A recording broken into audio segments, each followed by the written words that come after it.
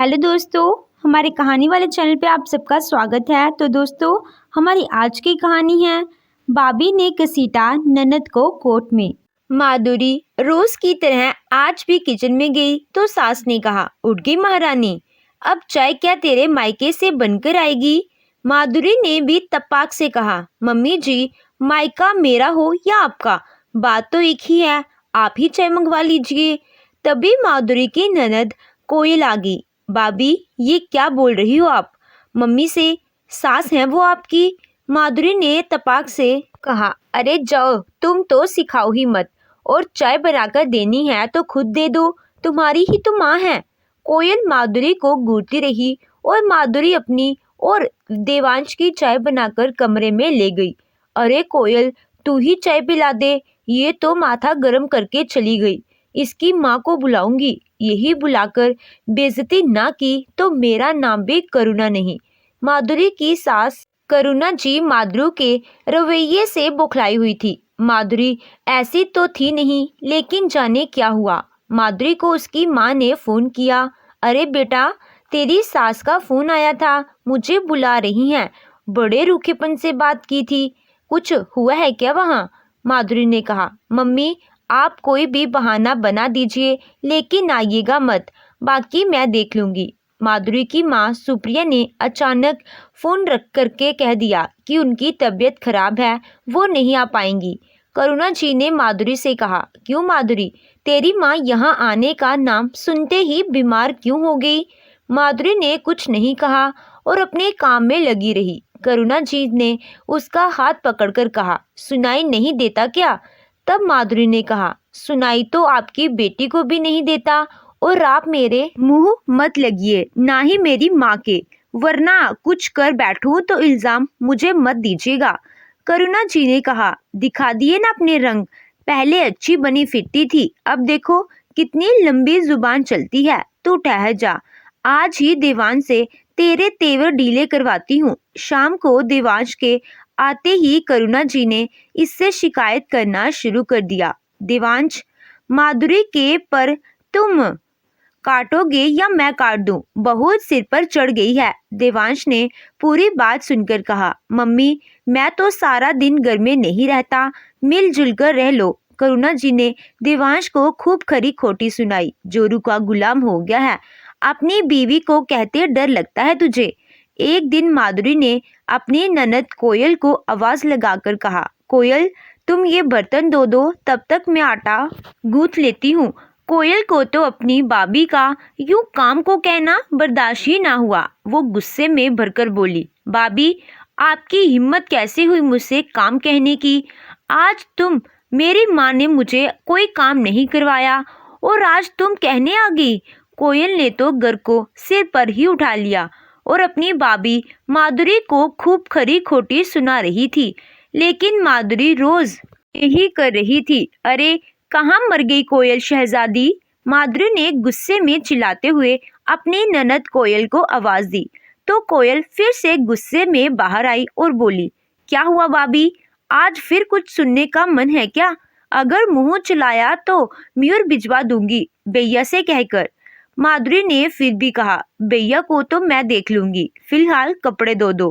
कोयल ने चिल्लाकर अपनी माँ को बुलाया और कहा, माँ आपने इसे ज्यादा ही सिर पर चढ़ा लिया है, मुझसे काम कहती है, लगता है मुझे भगाना चाहती है। करुणा जी ने कहा, ये कौन होती है तुझे भगाने वाली? भगाना तो इसको पड़ेगा, आज ही इसकी माँ को बुलाती हूँ, देखती हूँ इसकी माँ कैसे नहीं आती।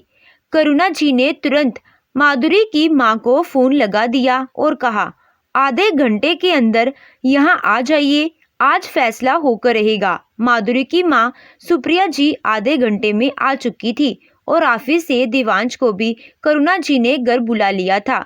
सुप्रिया जी से आते ही करुणा जी ने कहा, आइए आइए समदन जी, आपकी बेटी के कारनामे बैठकर सुनिए आराम से।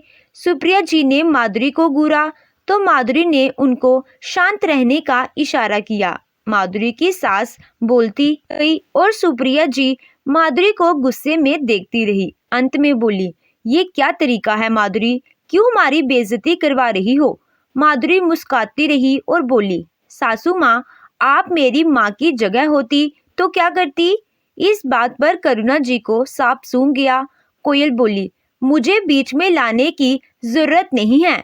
करुणा जी ने अपनी समधन को खूब खरी खोटी सुनाई और सीधे कहा, अपनी बेटी को लेकर जाइए यहाँ से। इतनी बदतमीज लड़की हमें अपने घर में नहीं चाहिए। समधन ने कहा, बुरा मत मानिएगा बहन जी, बेटी तो आपकी कम नहीं है, ससुराल से आकर बैठ गई है और अब मेरी बेटी का घर उजाड़ रहा है।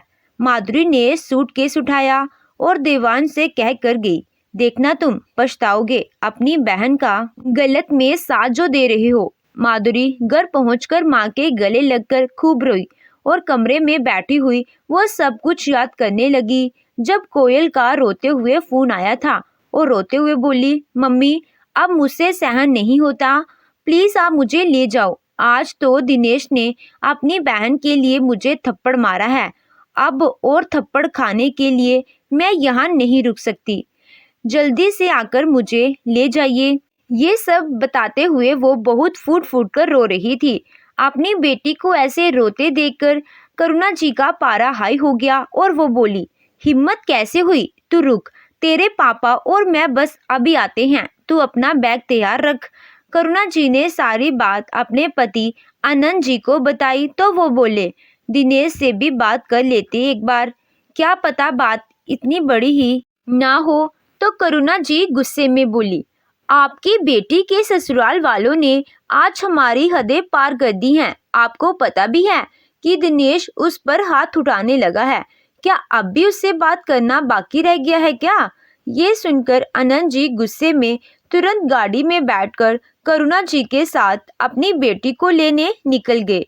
वहां पहुंचकर करुणा जी गुस्से में कोयल कोयल आवाज लगाई हुई घर के अंदर घुसी। कोयल बाहर आई और अपने पिता के गले लगकर रोने लगी।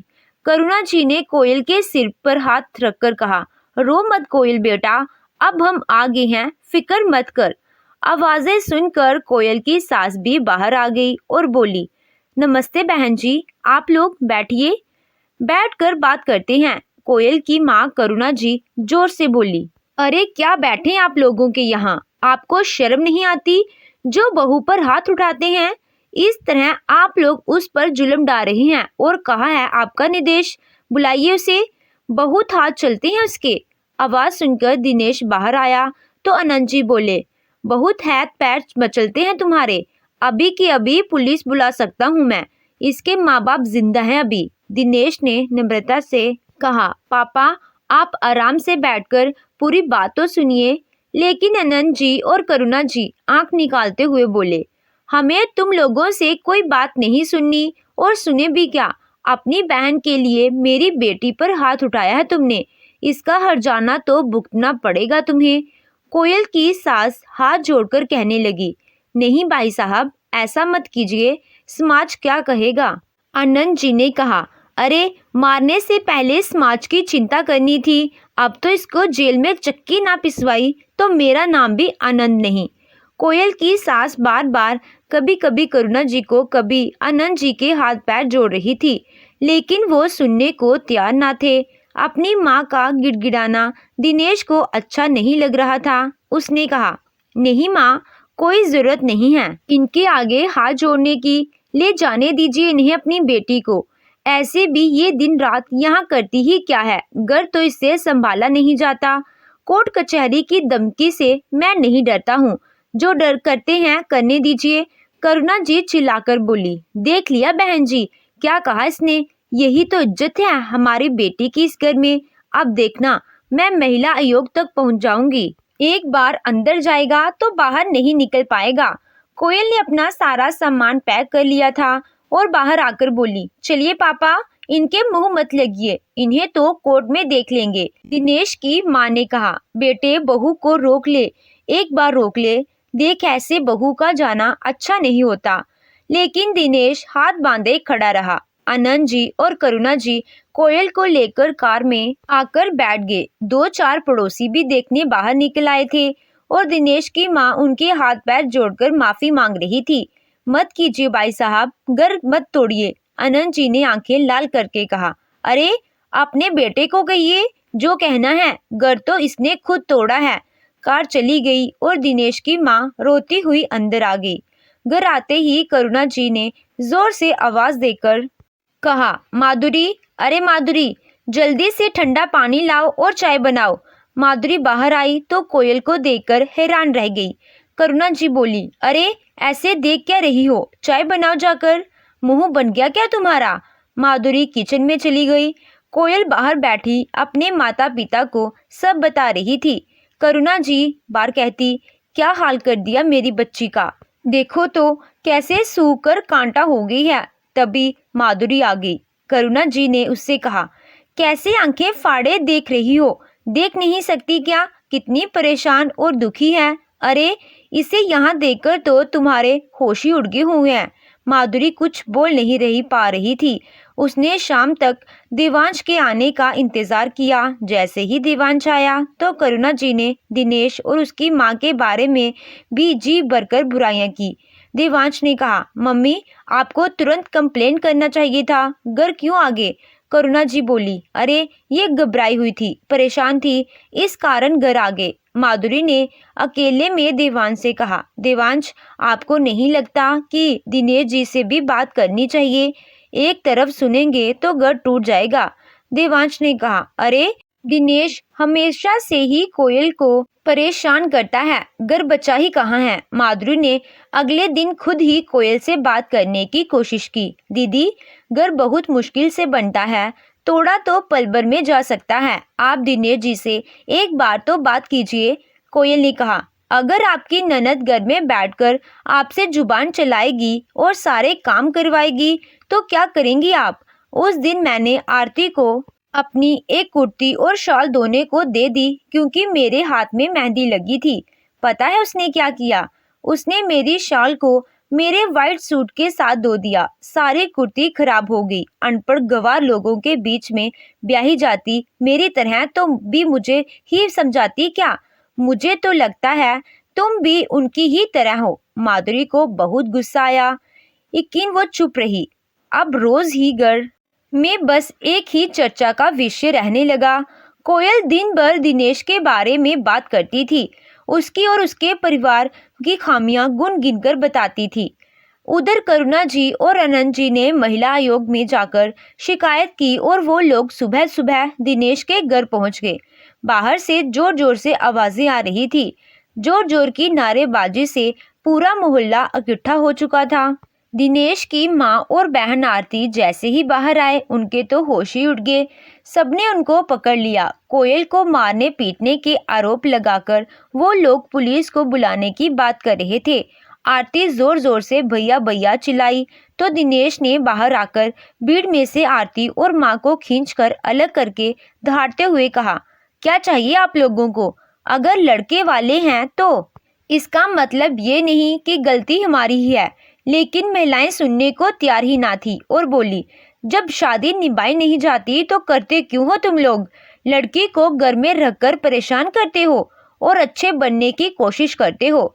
पुलिस दो डंडे लगाएगी तो सारे होश ठिकाने आ जाएंगे। दिनेश की एक न चली और पुलिस उसे जीप में बिठाकर ले गई। वहां पहुंचकर उसे करुणा जी और आनंद जी मिले। पुलिस स्टेशन में अच्छा खासा हंगामा हो रहा था और दिनेश की माँ परेशान होकर रोए जा रही थी और आरती माँ को शांत करवा रही थी। दिनेश ने खूब समझाया लेकिन कोई सुनने को तैयार नहीं था। कोयल ने सबके सामने अपनी ननद का हाथ मोड़कर कहा, बहुत जुबान चलती थी ना तेरी, कितना सताया था मुझे, अब बोल। ये देखकर दिनेश ने सबके सामने कोयल को जोरदार थप्पड़ जड़ दिया, जिससे महिलाएं आयोग की औरतें ने नारे और भी तेज हो गए और वो दिनेश को मारने चले। बड़े मुश्किल से बीच बचाव किया गया। करुणा दिनेश और उसकी सास से ये कहकर बाहर निकल आई, आगे आगे देखिए होता है क्या, अभी तो ये शुरुआत है। कोयल अपने माँ बाप के साथ घर आ गई, लेकिन दिनेश पुलिस वालों से छोड़ देने की गुजारिश करता रहा। उसकी बहन और माँ खड़े रो रहे थे। शाम के वक्त घर पर बैठे सब चाय पी रहे थे। तभी एक फोन आया और अनंत जी को खबर मिली कि दिनेश और उसके परिवार की जमानत हो गई है, उनको घर जाने दिया गया है। करुणा जी गुस्से में बोली, किसने छुड़वाया उनको? हमने तो कोई केस वापस नहीं लिया। कोयल ने कहा, अरे मम्मी, ये बहुत चालाक लोग हैं, इसके मामा ही होंगे, उन्होंने ही छुड़वाया होगा। आनंद जी ने कहा, कोई बात नहीं, कोर्ट में देख लेंगे, वहां नहीं बच पाएगा। उधर माधुरी बार बार दिव्यांश से कह रही थी कि मगर उसने कहा, माधुरी अब कुछ नहीं हो सकता, केस बिल्कुल वापस नहीं लिया जाएगा। जिसने मेरी बहन पर हाथ उठाया उसको तो सड़क पर घसीट कर ले जाना चाहिए। तुम कैसी बीवी हो जिसे मेरी बहन के ससुराल वाले ज्यादा सही लग रहे हैं। माधुरी खामोश हो गई। कुछ दिन बाद पता चला कि कोयल प्रेग्नेंट है और 3 महीने हो चुके हैं। उसने ठान रखी थी कि वो ये बच्चा दुनिया में नहीं आने देगी। माधुरी को जैसे ही ये खबर मिली तो उसने फिर से समझाया, देखो कोयल, बच्चे को बाप को बहुत जरूरी होता है। तुम ये जिद छोड़ दो, एक बार बात कर लो, सब ठीक हो जाएगा। कोयल ने तमतमाते हुए कहा, खबरदार, जो मुझसे ऐसी बातें की तो। इतनी इज्जत मिल रही है ना तुम्हें तो शांति से रहो। माधुरी का भी पारा हाई हो गया। उसने कहा, तुम जो कर रही हो ना उसकी खबर तो तुम्हारे माँ बाप को भी नहीं है। अब देखना तुम। दरअसल माधुरी ने एक बार उसे अपनी सहेली से बात करते सुना था। कोयल ने फोन पर कहा था, अरे यार, ये सास ससुर वाले परिवार मुझे पसंद नहीं। मेरी एक ननद है, काम तो सारे कर देती है, मगर मुझे घर में भीड़ पसंद नहीं। वैसे तो मेरी सास की हिम्मत नहीं कि वो मेरे खिलाफ कुछ भी करे, लेकिन दिनेश अपनी माँ के पक्ष में बोलते हैं। वो चाहते हैं कि मैं घर के सारे काम करूं, लेकिन मुझसे तो ये सब नहीं होता। अब देखो, मायके में बिंदास घूमती हूँ, खर्चा करती हूँ और कोई काम भी नहीं करना पड़ता। माधुरी ये बातें सुनकर समझ गई थी कि कोयल ने अपने घर में बात को गलत तरीके से बताया है। कोर्ट में केस की पहली तारीख नजदीक आ रही थी और कोयल कहती फिर रही थी कि अब देख लेगी दिनेश को, सारा खर्चा लेगी और सजा भी करवाएगी। पहली तारीख और सबके सब कोर्ट में पहुंच गए। कोयल सीना तान कर दिनेश को गू रही थी। जैसे ही दिनेश के उसके वकील को बुलाने को कहा गया तो सामने से उसके वकील को आते देखकर सब हैरान रह गए। करुणा जी और आनंद जी के पैरों तले जमीन ही निकल गई। सामने से माधुरी, उनकी अपनी ही बहू, आ रही थी। माधुरी ने आकर कहा, जज साहब, ये मेरा पहला केस है, अपने करियर की शुरुआत कर रही हूँ। आपका आशीर्वाद मिलेगा तो इससे ज़्यादा खुशी की बात क्या होगी मेरे लिए।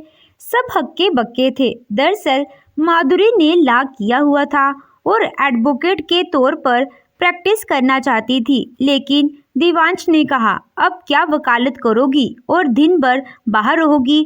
कोई ज़रूरत नहीं है, घर में कोई कमी नहीं है जो तुम्हें ये सब करना पड़े। माधुरी कुछ बोल नहीं पाई थी, मगर पुलिस स्टेशन से उस दिन दिनेश का फोन आया, भाभी, दीवान से बात करवाइए, उस घर में शायद वही सुन ले, और तो कोई सुन नहीं रहा है। लेकिन माधुरी जानती थी कि दिवेंश भी नहीं सुनेगा। कोई भी इस बात का दूसरा पक्ष सुनने को तैयार नहीं है। दिनेश मुसीबत में था और माँ बहन पुलिस स्टेशन में परेशान खड़ी रो रही थी। ऐसे में उसने इसकी मदद की और अपने चाचा को फोन करके उन्हें छुड़वा लिया। माधुरी के चाचा जी भी एक बड़े एडवोकेट थे। इसके बाद उसने दिनेश से मिलकर पूरी बात सुनी। दिनेश ने बताया, भाभी, शादी के बाद लड़की की जिम्मेदारी बढ़ जाती है। भले मायके में देर से उठती हो, लेकिन ससुराल में सबके लिए उठना पड़ता है। आप भी तो उठती हैं। कोयल कभी उठती ही नहीं है। मेरी बहन आरती के एग्ज़ाम होते हैं, लेकिन बेचारी सुबह उठकर नाश्ता बनाकर ही कॉलेज जाती है और ये महारानी बाद में उठकर उसी नाश्ते में कमी निकालती है। आरती के आते ही उससे लड़ने लगती है। अरे, अगर आरती की शादी हो गई तब भी तो इसको ही करना पड़ेगा, लेकिन नहीं, ये तो कहती है कि अपनी माँ से करवाओ। एक दिन माँ की तबीयत खराब थी। उन्होंने सुबह कोयल को आवाज़ लगाई और कहा, बेटा, बुखार सा लग रहा है, ज़रा मसाले वाली चाय बना दो। इसने कहा, खुद बना लो, मैं नौकर नहीं आई हूँ इस घर में। बेटी पड़ी सो रही है तो उसको भी बोलो। माँ ने कहा भी कि वो देर रात तक पढ़ रही थी, अब सोई है, मगर कोयल को किसी का ख्याल ही नहीं है। ऐसे जाने कितने किस्से हैं जब इसने मेरी माँ को उल्टा सीधा कहा, ना ही खाना बनाती है ना ही नाश्ता, और ऊपर से घूमने निकल जाती है जिसके लिए इसको ढेर सारे पैसे चाहिए। अब मैं साधारण नौकरी करने वाला इंसान इसके हाईफाई खर्चे कहाँ से पूरे करूँगा। ये तो मुझे ताने देती है कि इससे अच्छा तो मेरे पापा हैं जो मेरी पर्स को कभी खाली नहीं होने देते, और मेरे भैया तो भाभी को पलकों पर रखते हैं। माधुरी ससुराल में अपनी इज्जत को जानती थी। वो दिनेश की बातें ध्यान से सुन रही थी। उसे समझ आ गया था कि इन लोगों को समझाने का अब सही वक्त आ गया है। उसने दिनेश का केस लड़ने का फैसला किया और अपने ही ससुराल वालों के खिलाफ खड़ी हो गई। पहली तारीख पर सब लोग कोर्ट आए तो दिनेश से उसके वकील को बुलाने को कहा गया, तो सामने से माधुरी को आते कहकर सबके होश उड़ गए। उन्हें तो याद ही नहीं था कि माधुरी के पास लॉ की डिग्री है। सब सकते में थे और देवांश उसे घूर रहा था। करुणा जी ने कहा, आज हमारी बहू ही हमारे खिलाफ खड़ी है, समाज में क्या इज्जत रहेगी, दुनिया रिश्तेदार क्या कहेंगे, देखो कैसे बेशर्म होकर आई है। आते ही माधुरी ने कहा, जज साहब, दरअसल इस केस में असली बातें और सच्चाई कुछ और ही है जो अब तक कोयल के सिवा कोई नहीं जानता। ससुराल वालों की सुनी नहीं गई क्योंकि दुनिया की नज़र में लड़के वाले हमेशा दोषी होते हैं, मगर ये केस एक नई सोच को बढ़ावा देगा कि लड़के वाले भी लड़की से परेशान हो सकते हैं, लड़की भी उनका जीना मुहाल कर सकती है। ये सुनकर करुणा जी की आंखें बाहर को आ गई। आज तक तो उन्होंने कोयल की ही बातें सुनी थी, दिनेश का पक्ष कोई जानता ही नहीं था। दलील दी जाती रही और माधुरी दिनेश की तरफ से तथ्य रखकर उन्हें नकारती रही। उसने कहा, क्या सास की सेवा करना एक लड़की को जिम्मेदारी नहीं है? अगर सास बीमार है तो क्या बहू को घर नहीं संभालना चाहिए? कोयल सवालों के जवाब भी नहीं दे पा रही थी। उसने कोर्ट में कहा, मेरी माँ ने कभी मुझसे इतना काम नहीं करवाया, लेकिन मेरी सास मुझसे पूरा दिन काम करवाती थी।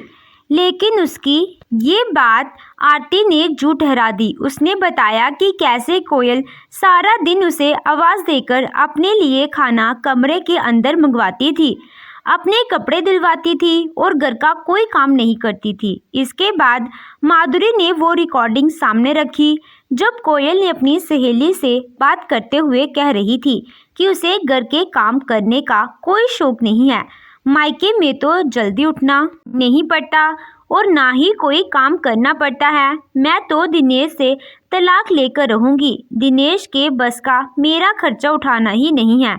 मेरे पापा मुझे कभी मना नहीं करते, घर में कोई रोक टोक भी नहीं है। मुझे तो आज़ादी से ज़िंदगी जीनी है। इतना बोलने के बाद उसकी सहेली ने कहा, कोयल, शादी के बाद वो बात नहीं होती। तेरे घर में भी तो भाभी है, उसे बुरा लगेगा। कोयल ने हंसकर कहा, भाभी ने कुछ कहा तो भाई है ना, मायके भिजवा दूंगी। रिकॉर्डिंग सुनकर सबके चेहरे पर हवाइयाँ उड़ रही थी। अनंत जी ने धीरे से कहा, मैंने कहा था करुणा कि दिनेश से बात कर लो, और माधुरी ने भी कितनी बार कहा, लेकिन तुमने एक बार नहीं सुना। अब भुगतो। कोयल ने तो हमारी बेइज्जती करवा दी है। ये सिखाया है तुमने कोयल को? तुमने माधुरी को इसके ही कारण मायके भेज दिया, अपने ही बेटे का घर तोड़ दिया। इधर देवांश को भी अब बात समझ आ गई थी। जज साहब ने फैसला सुना दिया कि ज़रूरी नहीं कि लड़की का केस हमेशा मजबूत हो, वो भी गलत हो सकती है। महिला आयोग को दोनों लक्ष्य सुनने चाहिए।